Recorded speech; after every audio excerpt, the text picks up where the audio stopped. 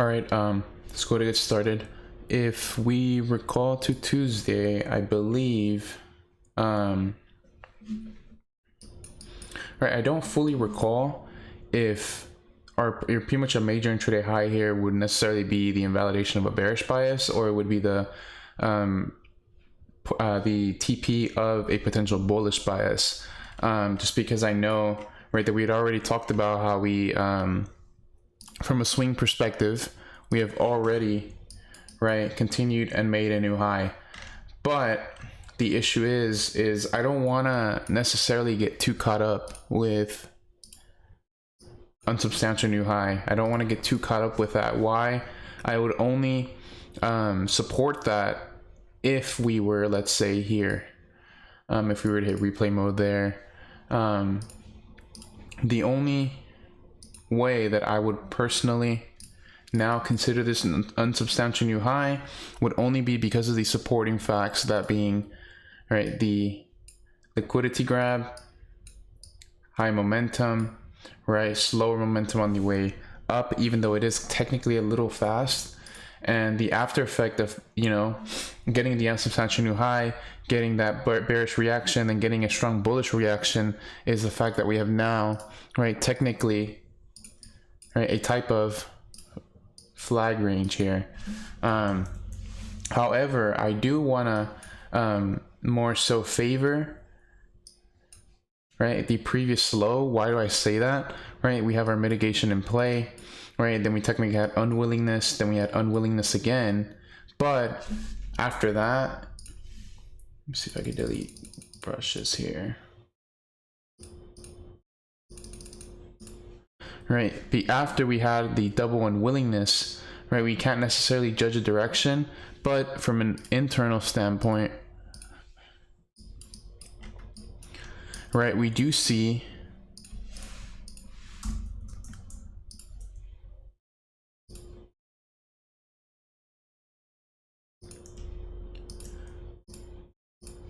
internal liquidity grab, which also favors, right, a previous POI that we had mentioned here.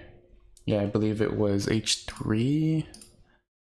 Yes, just right around there. You see an inefficiency, you see the reaction, then you see the reaction fail, right? Immediately after that, we now see, right, that we have a bullish reaction, which then inevitably failed as well, right? So this, right, signifies that we have a solidified high here, right? We have a bearish, I don't want to say external, right, but I would say major intraday, and then our minor intraday is also showing signs of bearishness, right? And due to that, we see bearish order flow, right? And I would argue weak order flow here. Why? Because we have 1, 2, 3 mitigations, and we're not even clearing the low. So I am only assuming the bearish bias now, only because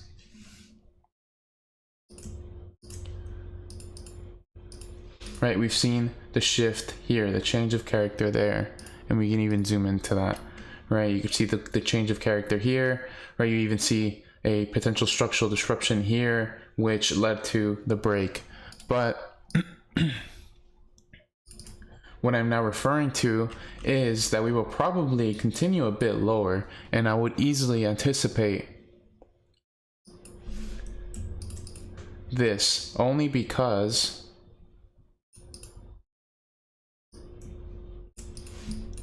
right, we have bearish signs, right? We had the change of character here, we had the big sign of momentum here, and we've also had a sign of failed bullishness in the form of reaction 1, right? And then this would have been considered the pullback of the failure of the bullish reaction. So I'm now more so favoring, right, the bearish bias. At least for the short medium term. After that, I don't necessarily want to be glued to that, and that's where I'm going to bring up what I just said about I don't really want to worry too much about the unsubstantial new high, because the reaction to the downside to reach potential target here is extremely high. So I wouldn't even be surprised if we start to see a reaction here anywhere in the shaded region. However, I would more so like to see the liquidity be swept before we begin to anticipate a potential bullish run. But yeah, I don't want to get too caught up with this, because once we zoom out, we can see that there's actually a ton of effort, and this isn't taking out, right, a previous low. You could already see mitigation 1, mitigation 2, right? So now we'll see if this occurs, we'll see if this occurs, or we will see if that occurs, right? So I definitely want to see this dip a little bit lower, and we will definitely see how we will react here just based on the speed in which we actually reach the target. So yeah, that does that for DXY, EURUSD, right? We're also, you know, I want to say no man's land, even though we did break, right, a previous high. I know that we were favoring the continuation bearish bias here, which was, yeah, on Tuesday, right? But we got the target the target was met, right? Immediately after that, we had a bullish model internally, and that propelled us to take out, right, a previous major intraday point. So this is now a bit awkward, because let me actually delete that.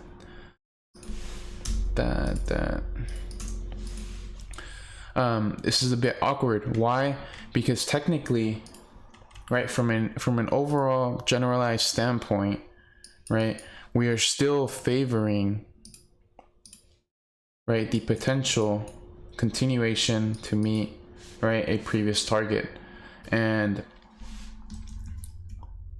the only point of turbulence that is actually noted here, or is that can actually be seen here, is generally around there, and that also fits with a previous structure point.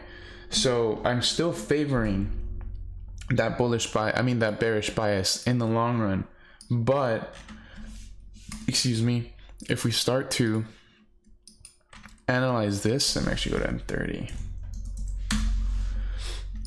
Right, if we start to analyze this, right, we already had our bearish reaction, right? The bearish reaction met the intraday target because we were favoring the scalp continuation here. That was met, and this inevitably led us into a bullish break of structure, which is also order flow disruption, right? Which is also creating a continuation BOS to the upside. That would be continuation BOS number 2. This would be number 1. And as you can see, these continuation BOSs aren't necessarily giving us new big highs, right? The effort to bring us higher is diminishing, and it's becoming, right, a bit more like just a continuation flag as a whole, like we just noted. So because we had the internal order flow disruption, continuation BS to the upside, and we now have the mitigation in play into the upside, right? Not to mention, we already had a bearish reaction potentially here, except it never met, but the reaction was there. And this is now propelling us higher. So I will anticipate us to at least take out liquidity.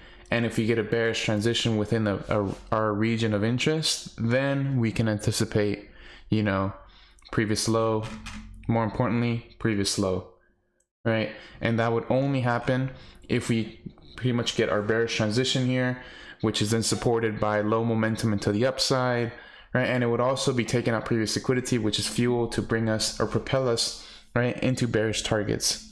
So that's that. AUDUSD, kind of the same picture with EU. The only issue with me here, right, is when we're looking at this from a structural standpoint. I don't recall this here. I believe this was from Tuesday's call right there. I don't know if that hit fully. I guess kind of. But either way, right, I'm pretty sure we were explaining how the bearish invalidation was there, and we were anticipating some type of this premium here.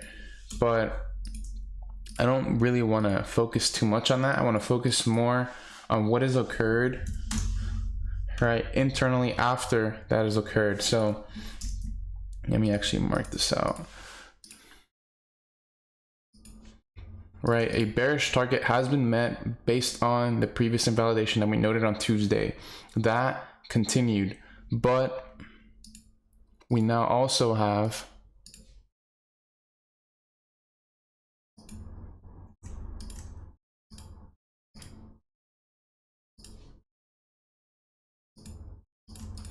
right, a bullish model shown here, and this was, I believe, yesterday. Yes, it was yesterday. And this, right, we did not reach a previous major intraday target, potential swing target over here. We did not reach that. We got a bullish model, which is basically insinuating a type of unwillingness, right? And not to mention, right, the bearish reaction here took a very long time in comparison to the bullish reaction. So momentum is definitely to the upside. However, right, we did not necessarily get a strong reaction from this. We got the strong reaction here, and this is what's kind of, I don't want to say invalidating, but it is becoming a bit, a bit awkward. Like I said, with EURUSD, we have strong momentum coming to the upside. That's unwillingness, right? But I don't want to necessarily favor that, right? Because all this could be, right, from a structural range standpoint, right, internally, our structural range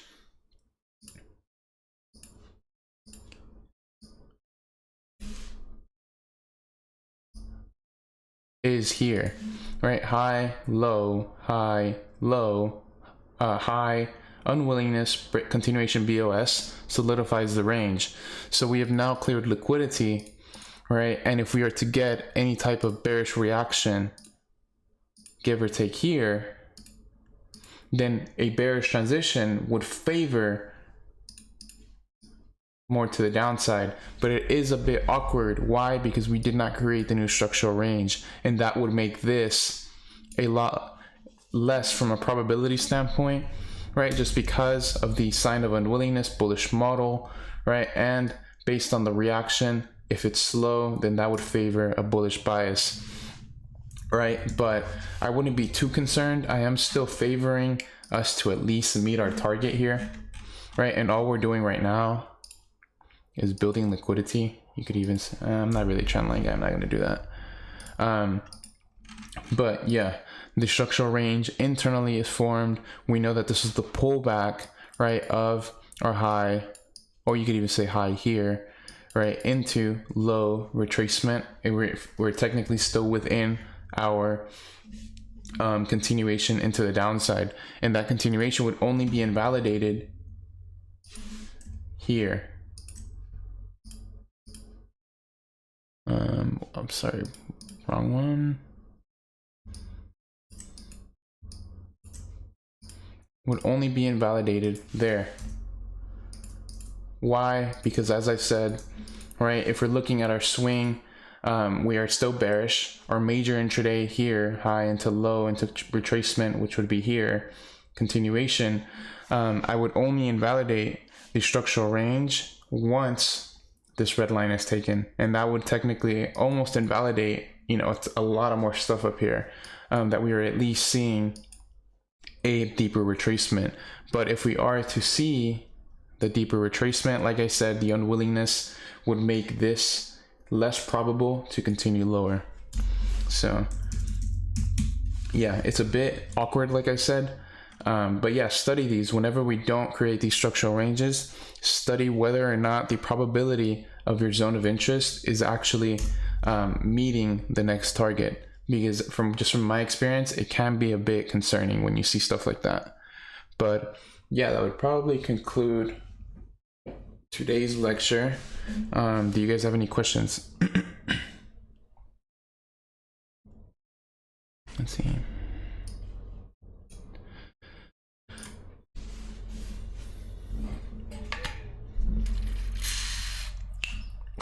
A very good week. How so?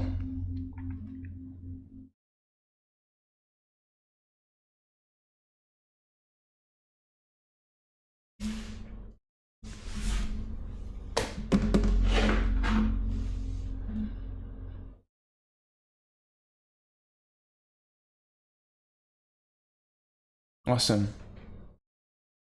Awesome. Yeah, I did note some very cool order flow. Let me see if it was EURUSD.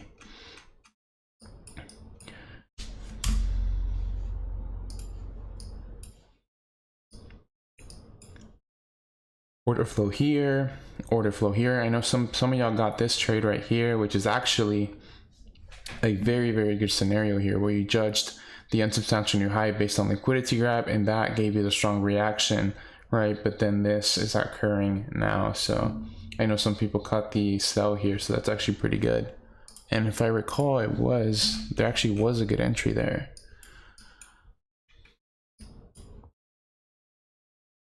There's even a good entry here. But yeah, I definitely see the continuation BOS.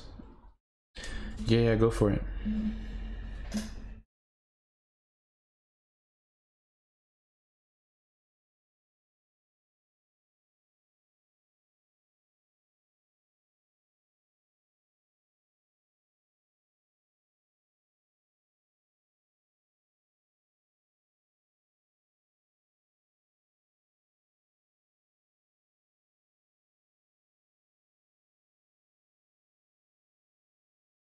Oh, sorry.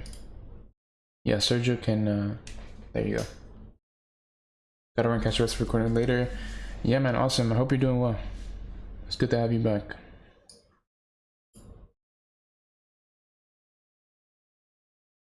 Cool, let me mute myself. You guys can hear me? Yes. All right.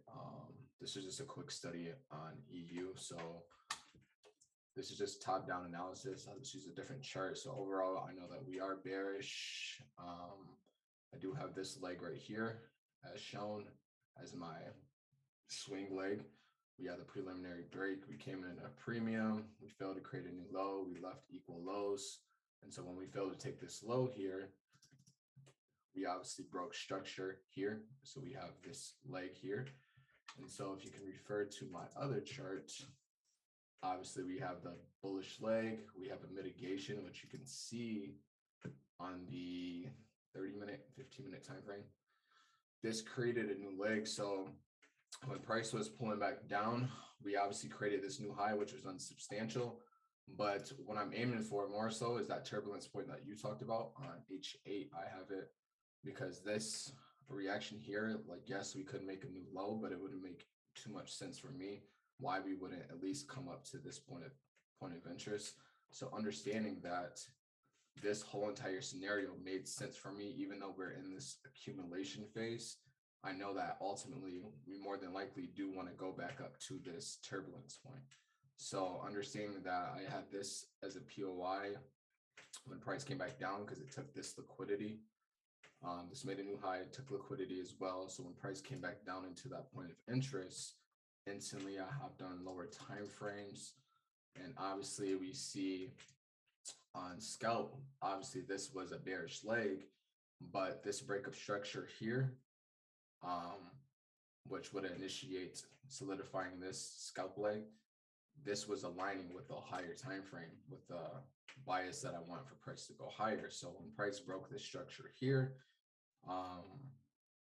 hopping on those lower time frames, 1 minute time frame, we see price took liquidity. We took liquidity here, and then we broke structure back above here.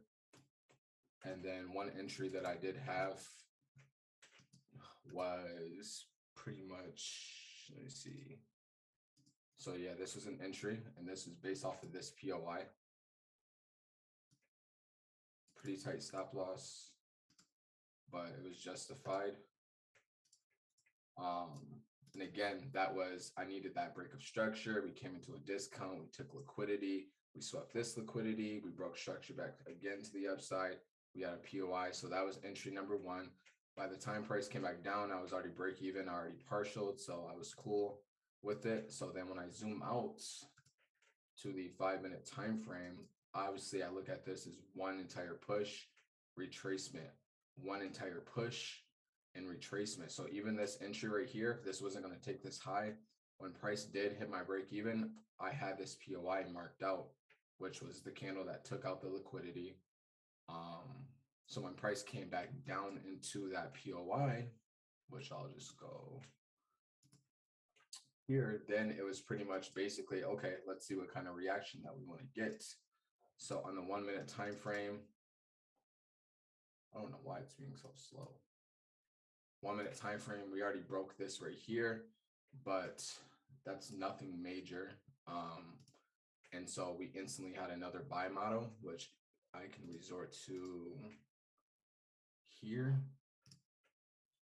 And pretty much basically this buy model was we reacted to a POI, bullish, scalps bullish, aligning with that intraday bias. We broke this little minor level of structure. We swept this liquidity right here, which was internal, broke structure back above to the upside.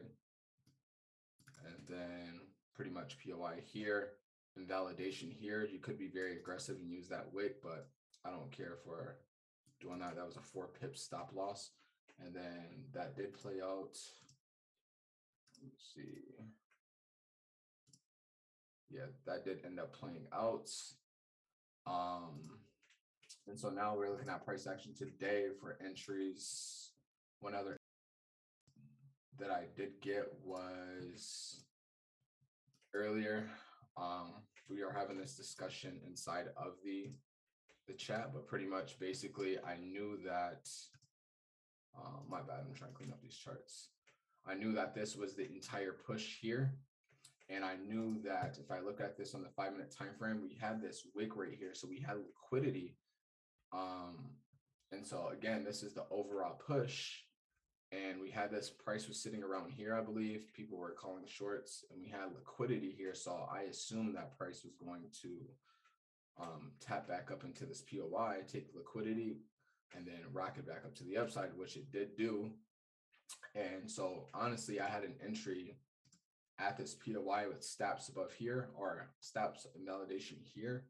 And I entered deep into the POI, to be honest. So it was kind of risky, but it was justified.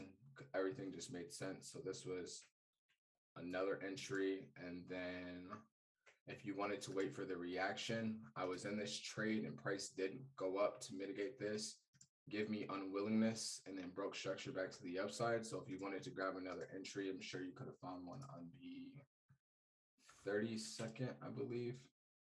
So my entry initially was on this side. Price came back, leg here, retracement, unwillingness, and then you could have found some type of entry 15-second, which would have been a little bit aggressive. We had a BOS here, leg, boom, validation down here. So that's just a quick study on EU with some beautiful entries, about 3 entries, I believe. Let me see.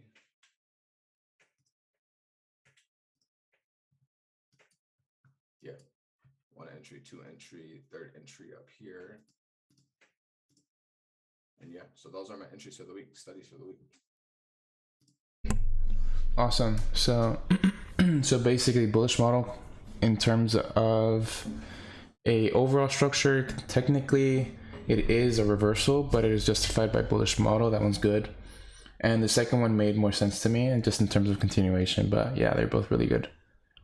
Yeah, and then obviously from a higher time frame standpoint, I do want that.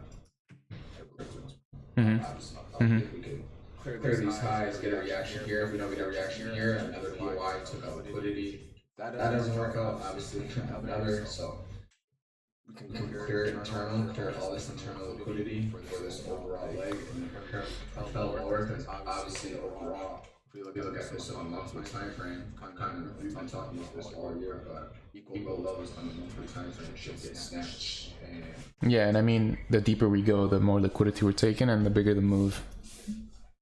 even if you look at DXY here, I noticed this a few months ago, but overall leg is bearish, and we have this turbulence point here, which we could come up here, but I'm just flashing inside of this POI what could potentially happen on this pair, even if we refine it a little bit. This is a candle that took out liquidity. We actually filled an efficiency here. Which you can see drag back really quick, and that's why we're getting this type of reaction. So DXY, I think we can be very corrective. Who knows? I mean, obviously we can clear all this liquidity, but I had this POI marked out on DXY candle took out liquidity. We can get a deep retracement and Mm-hmm. aim for the highs, and then internally on DXY, I seen obviously this leg right here. Internally, we were bullish up until we busted structure here, and then it was really about just finding a leg that made sense. So internally, we had low, high, breaker structure, which solidifies the range, and then we had the POI, obviously at liquidity, and then we're getting that reaction. So yeah, so the studies. Awesome. Does anybody have any questions? Let's see.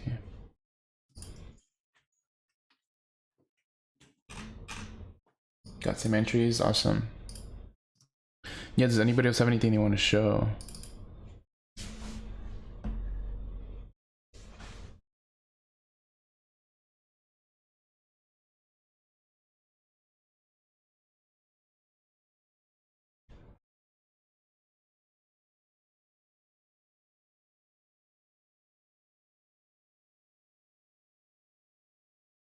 Let me see. Cool. Any questions? Anything?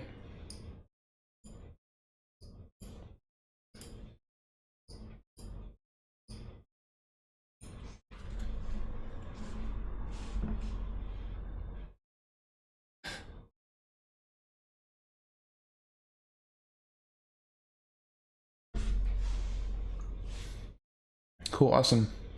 Overall, though, I would say it was a bit of a slow week. We didn't really gain much traction, but probably next week will be a lot better.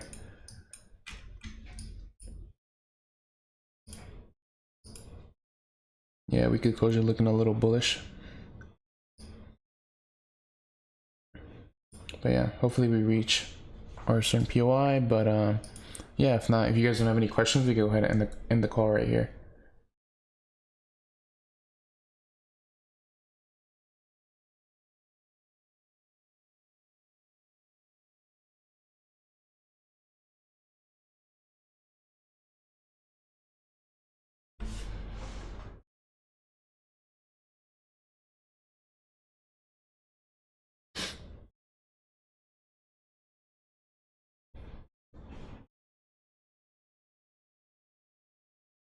Well, the bias doesn't change, bro. Until the bias is invalidated, you can't say that. All I'm saying with when we don't create new structural points is the continuation aspect internally is a lot less probable. What the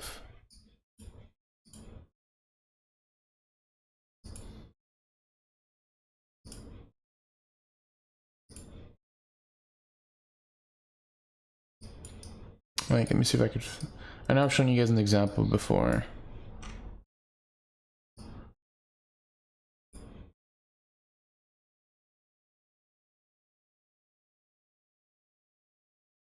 Yeah, I'd have to legit find an example for you, but I don't know also what you're referring to.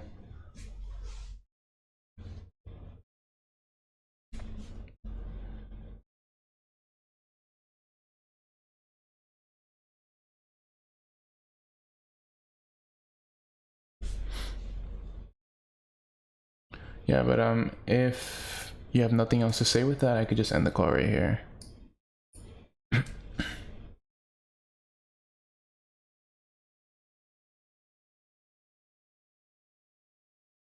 Cool, awesome.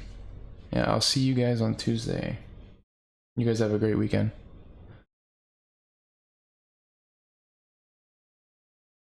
Yeah. Agreed, yeah. Less probable does not mean it's gonna fail.